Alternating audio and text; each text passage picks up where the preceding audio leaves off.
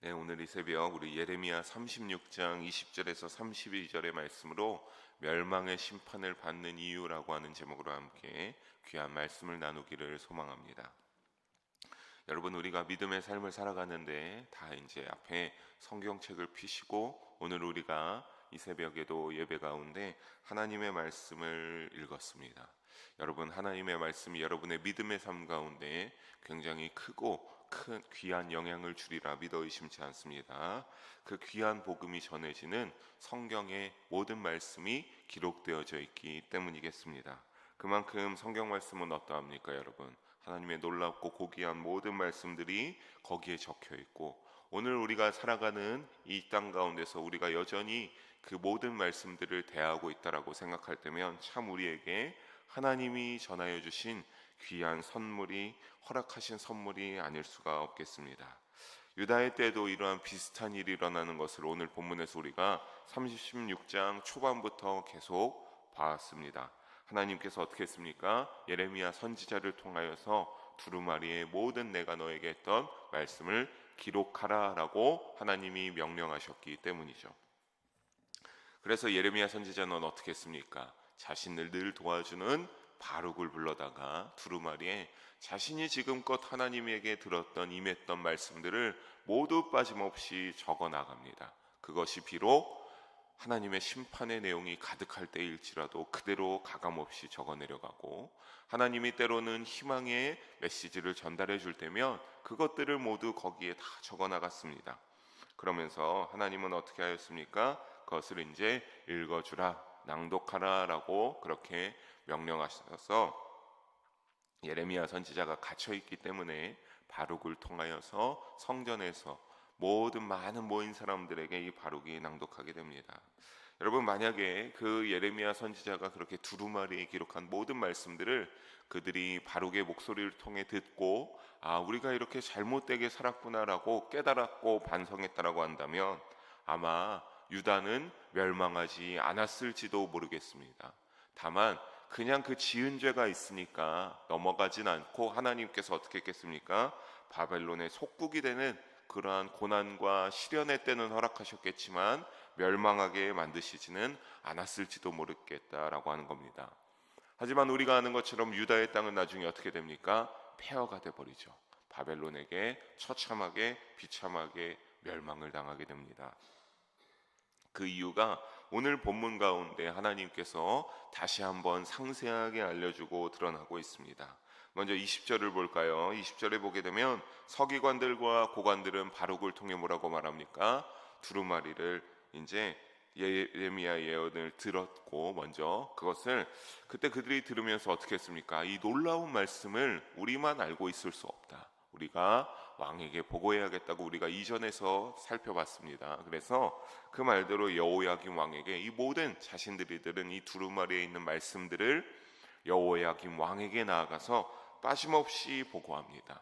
근데 어떤 것을 알 수 있습니까? 두루마리는 두고 자신들이 들은 것만 가지고 이제 왕에게 이러한 내용이 있었다, 이차 저차 하다라고 하는 모든 내용들을 아주 자세하게 보고했던 것으로 보입니다. 그렇게 하자 이제 두루마리의 내용을 듣고 예레미야와 바룩에게 숨으라고 말했던 것에서 또한 이 신하들이 왕의 태도가 어떠한지 알고 일부러 두루마리를 숨기고 나아간 것이라고 우리가 헤아려 볼 수도 있겠습니다. 그들은 왕이 어떤 태도를 보일지 알았지만 그래도 그들은 왕에게 나가서 어쨌든 두루마리의 모든 말씀을 보고했습니다. 그러자 여호야김 왕이 그들의 보고를 듣고 뭐라고 말합니까? 21절을 이어서 보게 되면 그 두루마리를 여우디를 보내어서 가져오라 라고 왕이 명령합니다. 그리고 그것을 가져와서 낭독하라 라고 이렇게 말하니까 이 여우디가 바로 이 방에 가서 두루마리를 가져다가 어떻게 합니까? 왕과 왕의 곁에서 모든 고관에게 낭독하니, 두루마리의 모든 내용들을 왕에게 낭독하고 그 주위에 있는 모든 신하들에게도 이 여우디가 낭독하여 말씀을 들려주기 시작합니다. 그런데 이 낭독하는 때에 드디어 문제가 발생하는 것을 우리가 알 수 있죠. 어떤 문제가 발생하는지 우리 22절과 23절 두 절의 말씀 함께 읽어보도록 하겠습니다. 그때는 아홉째 달이라 왕이 겨울 궁전에 앉았고 그 앞에는 불피운 화로가 있더라. 여우디가 서너 쪽을 낭독하면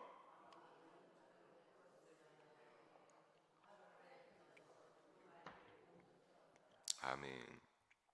시기가 먼저 우리 22절을 보게 되면 아홉째 달이다라고 나오고 있죠. 여러분, 우리가 만약에 이제 태양력인 12달로 하면 아홉째 달이면 9월 정도가 되겠습니다. 하지만 이것은 그렇게 보면 안 됩니다. 바벨론의 때이니까 바벨론의 원력으로 따지면 이때는 아홉째 달은 봄의 첫 달에 해당한다라고 합니다. 우리도 알겠지만 봄의 첫 달은 아직은 완벽하게 따뜻한 날씨는 아니죠. 조금은 추운 감도 있고 서늘한 감이 있습니다. 그러니까 이 왕이 어디에 있는 겁니까? 겨울 궁전에 있다. 이 겨울 궁전도 우리가 이 단어대로 그대로 생각하기에 겨울의 궁전이다라고 생각하시면 안 됩니다. 궁전 가운데 겨울에 조금 따뜻하게 지낼 법한 그러한 공간이 마련된 그 방에 들어가서 왕과 신하들이 있었고, 거기에 더 따뜻하게 하기 위해서 뭐가 피워져 있었습니까? 불피운 화로가 피워져 있었습니다. 거기에서 이제 이 공간에서 여우디가 두루마리를 왕 앞에 다른 신하들 앞에 읽기 시작한 겁니다. 그 두루마리를 읽는데 문제는 뭡니까? 왕이 이 말을 듣고 나면 두루마리가 23절이죠. 어느 정도 서너 쪽을 읽고 나면 왕이 면도칼로 잘라다가 아주 잘게 베어서 어떻게 했습니까? 그 말씀들을 모두 태워버리기 시작합니다. 여러분, 참으로 놀라운 일이죠. 하나님의 말씀이 기록된 성경책과 같은 그러한 요소인데 그것을 들을 때마다 이 왕이 면도칼로 읽고 난 서너 쪽을 잘게 잘라서 화롯불에 던져 태워버렸습니다.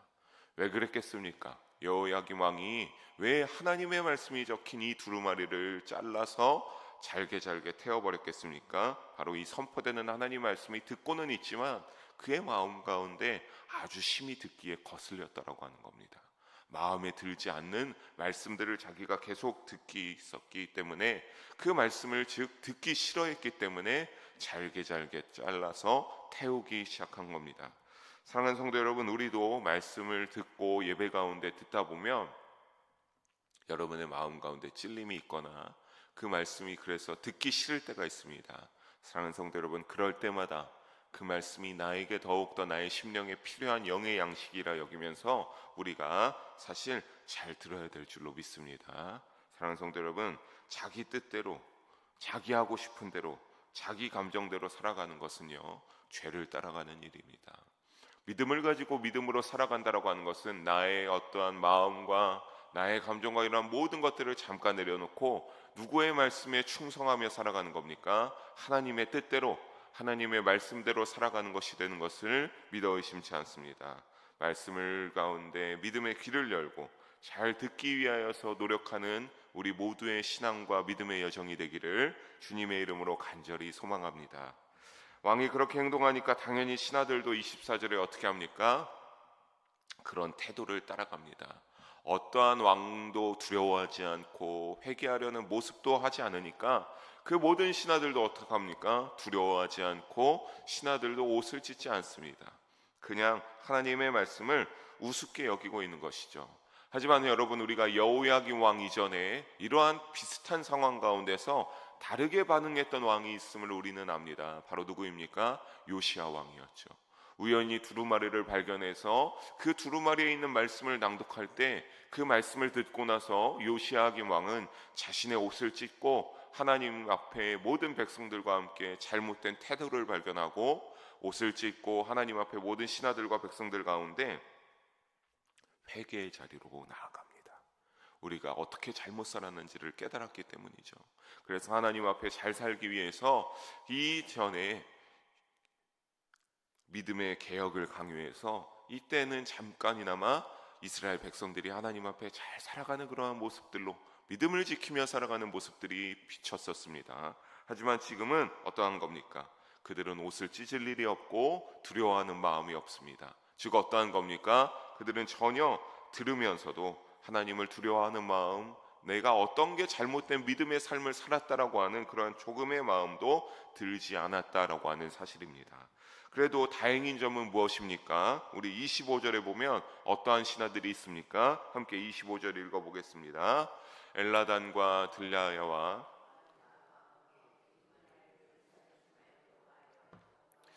니 듣지 아니하였으며. 아멘. 이 엘라단, 들라야, 그말이야, 이 세 명의 신하가 그러한 왕의 모습을 보고 어쩔 줄을 몰라 하면서 하나님의 말씀인데 태우면 안 됩니다라고 하고 제지하고 끊임없이 말하면서 말려봅니다.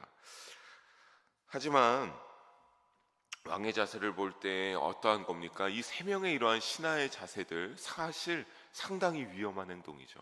마음에 들지 않아서 두루마리를 잘게 잘라서 하나님의 말씀을 태우고 있는데 왕이시여 그러면 안 됩니다라고 하면 그 모습들이 마땅치 않아서 당장 죽이라고 해도 왕에게는 참 이상하지 않을 말과 행동들입니다. 하지만 그들은 회개했다라고 하는 진정한 회개에 이르렀다는 기록은 보이지는 않습니다. 하지만 그들이 건방지게 보였을지 몰라도 용감하게 이렇게 왕에게 말하면서 만류했던 건 무엇입니까?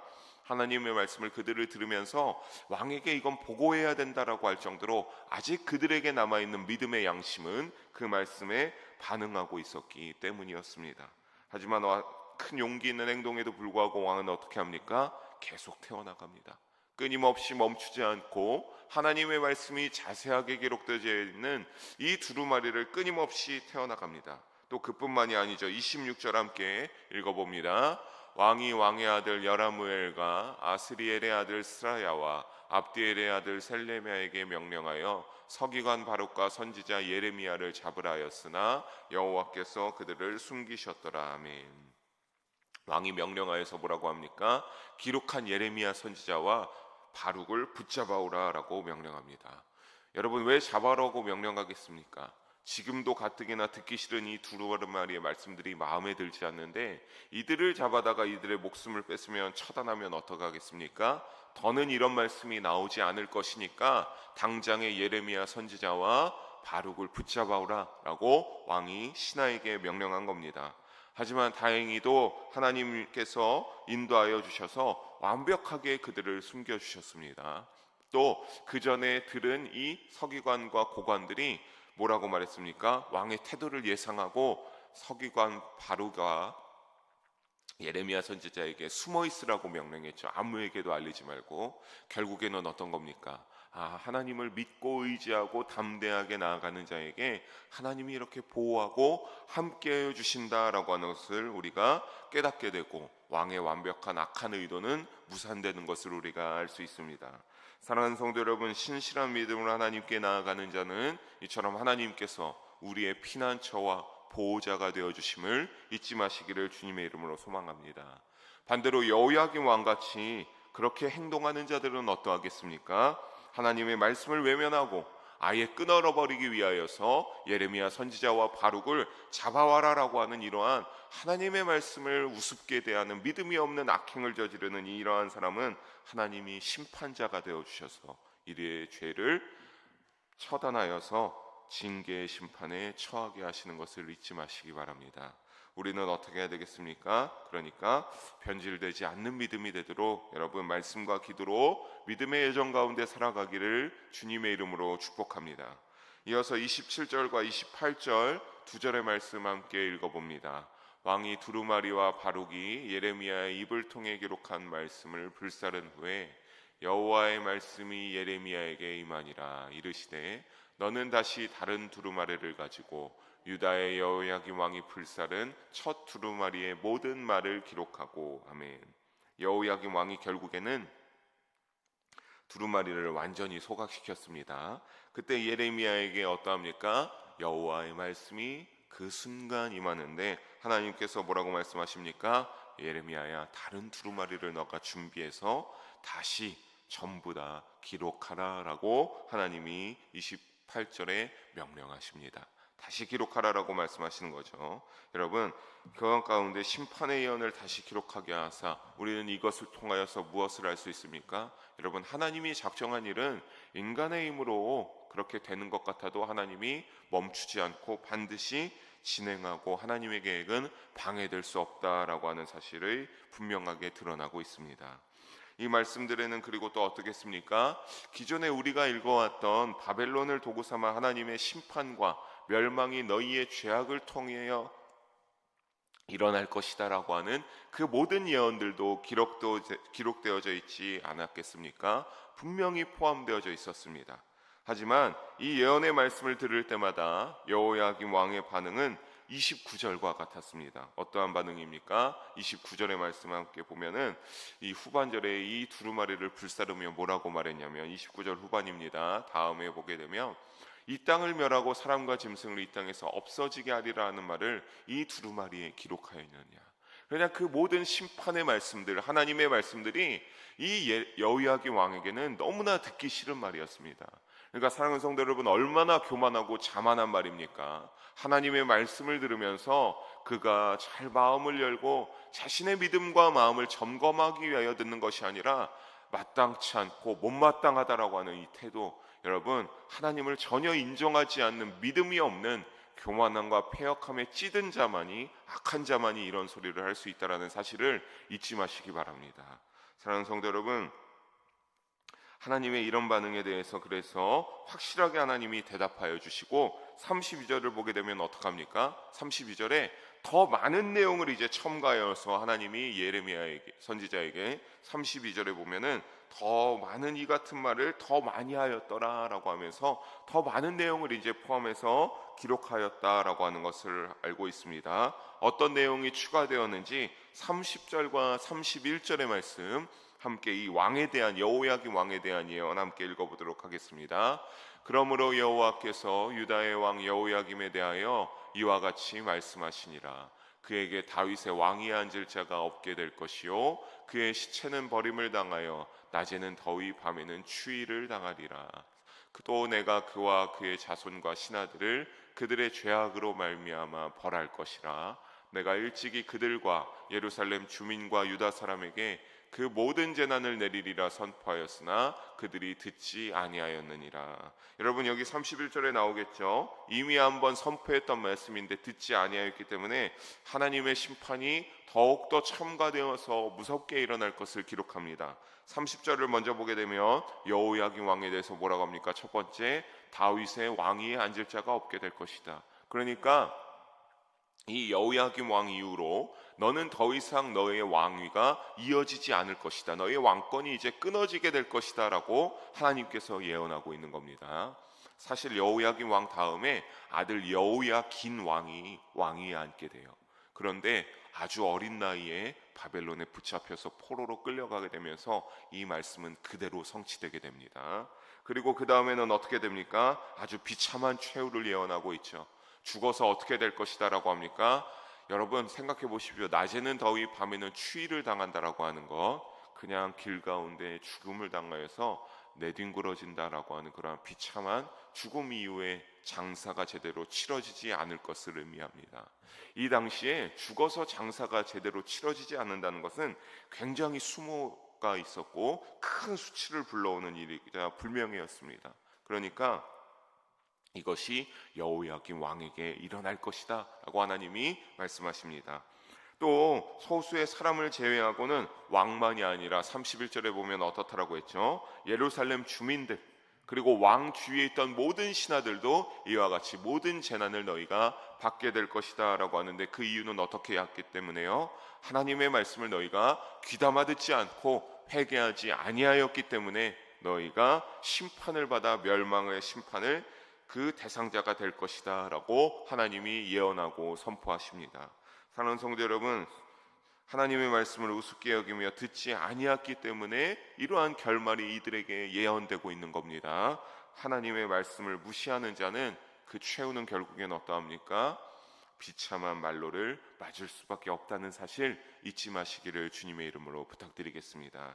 말씀을 정리하겠습니다. 사랑하는 성도 여러분, 하나님의 말씀을 우리가 지금도 듣고 나누었습니다. 어떤 이는 그런데 이 말씀을 들을 때마다 여러분 아무리 믿음이 있다고 해도요, 어떤 사람은 그것을 잘 귀담아 듣지 않습니다. 왜 그러겠습니까? 여호야김 왕과 같은 마음이 그 마음 가운데 있기 때문이죠. 마음에 들지 않는다라고 하는 겁니다. 나의 기준과 나의 고집에 그 말씀이 못마땅하기 때문에 여전히 고집스레 그 말씀을 무시합니다. 하지만 어떤 이는 어떻게 하죠? 요시야 왕과 같이 어떠한 말씀을 들었을 때, 야, 내가 이 부분을 고민하고 있었는데, 내가 이 말씀이 내가 정말 회개하고 나의 죄를 깨달아야 될 부분이라 하면서 그 말씀을 듣고 어떻게 합니까? 겸손히 그 말씀대로 따라가면서 행하고자 살아가고자 그 마음 가운데 품는 자들이 있습니다. 여러분, 우리는 어떠한 삶이 되겠습니까? 부디 후자의 말씀을 듣고 겸손히 행하는 우리 모든 성도님들이 되기를 주님의 이름으로 축복합니다. 우리는 그렇게 살아가야죠. 여러분, 그렇게 살아갈 때 우리가 어떻게 합니까? 말씀의 기초 위에 우리의 믿음이 든든히 서 있고 여러분의 믿음이 단단히 세워져 감을 잊지 마시기를 주님의 이름으로 소망합니다. 하나님의 말씀의 권위를 철저히 인정하는 믿음의 여정이 되시기를 바랍니다. 그 인정함 가운데 절대적으로 순종하는 믿음의 삶이 되시기 바랍니다. 그래서 멸망의 심판을 받는 이유가 아니라 여러분, 구원받을 이유가 가득해야 되지 않겠습니까? 여러분, 그러기 위하여서 늘 예수님과 함께 믿음으로 동행하시기 바랍니다. 또 다가오는 전도 축제 가운데 여러분, 비록 내가 데려오지 못할지라도 그 오는 영혼들을 보면서 함께 전도 축제에 열심으로 임하면서 하나님께 영광을 돌리시고, 또 이 전도 축제에 있을 귀한 간증 집회 가운데 하나님의 말씀이 있다라고 생각하시면서 말씀을 듣고 여러분의 믿음이 하나님께 귀하게 은혜를 받아야 될 믿음의 자녀들이 되는 이유가 차고 넘치기를 주님의 이름으로 간절히 소망하며, 그러한 또한 영일 공동체가 되기를 주님의 이름으로 축복합니다. 기도하시겠습니다. 사랑의 하나님 아버지, 오늘도 귀한 말씀 하나님 앞에 나누게 하심을 영광을 올려드립니다. 하나님, 오늘 말씀대로 우리가 멸망의 심판을 받지 않을 이유가 가득하도록 믿음으로 하나님 나라에 들어갈 이유가 가득한 자들이 되게 하여 주시옵소서. 늘 하나님의 말씀을 귀하게 여기게 하여 주시고 그 말씀을 들을 때마다 순종하여 행하는 믿음의 자녀들, 그리스도인들이 되게 하여 주시옵소서. 그래서 언젠가 하나님이 우리에게 변증되는 우리의 변호인이 되어주사 하나님의 나라에 들어갈 수 있는 모든 이유들을 낱낱이 고할 수 있는 예수님이 또한 우리에게 되어주시기를 간절히 소망합니다. 하나님, 그렇게 살아가는 믿음의 자녀들 되게 하여 주시옵소서. 감사드리며 사랑이 많으신 우리 주 예수님의 이름으로 기도드립니다. 아멘.